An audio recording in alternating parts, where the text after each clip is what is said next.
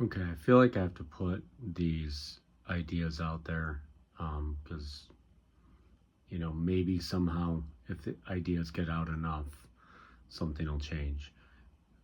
Being a Mets fan, having been my whole life, growing up one because my father was one, watching what they're doing right now is ridiculous. So here's a couple things. Like, first of all, the lineup you put out there, the batting lineup, is terrible. It's like you put the four best hitters right at the front of the lineup, and then you put guys that don't produce at all at the back half of the lineup. You can't be productive in the major leagues that way. Like, it got to the bottom of the seventh. You got Bryce Elder pitching tonight. He's got an ERA near 6. And I'm like, 6 through 9's coming up. It's going to be a cakewalk. He got through the bottom of the 7th with his 6 ERA in 6 pitches. 1, 2, 3, no problem. Pop out, strikeout. That's it. So you can't take a lineup that has 4, pretty much yearly all-star candidate hitters and just load them up and then put nothing behind them. You have to mix in some of these guys so that they can see better pitches. The power is a little more, throughout the lineup. Last year, when the Mets were playing the Dodgers, I'd be like, oh, cool. And I knew the Dodgers were stacked and I knew the Mets were up against it, but you'd be like, okay, well, at least they're getting to the bottom of the lineup. Who's batting 8th or 9th? And you'd be like, oh, Edman, great.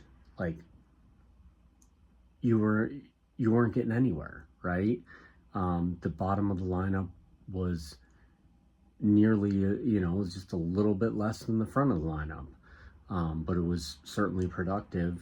And the Mets could do that if they take players like Beatty, maybe Mauricio, any of those guys, and mix them in a little bit. Don't just backload them and basically make them automatic outs.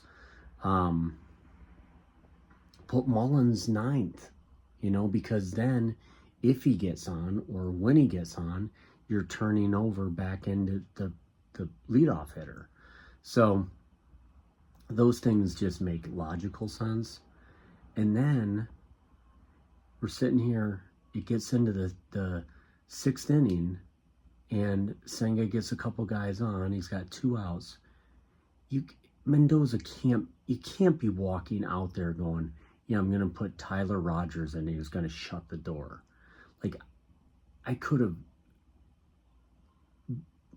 guaranteed, I was like, there's no way that they're getting out of this without giving up a run. And immediately he gives up a run. These things are just logical.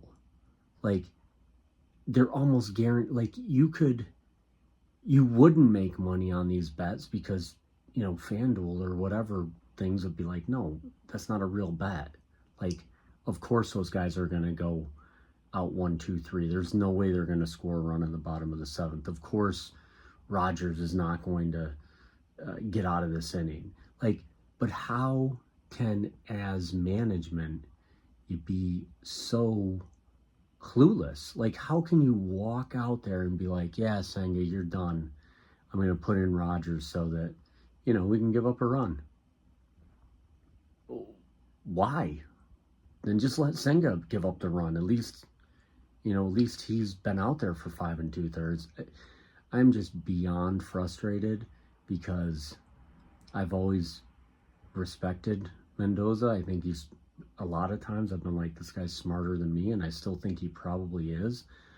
But I have no idea what's going on right now, and they are just completely imploding, and nothing, no shakeups. Just, keep going, keep playing losing baseball, and there we have it.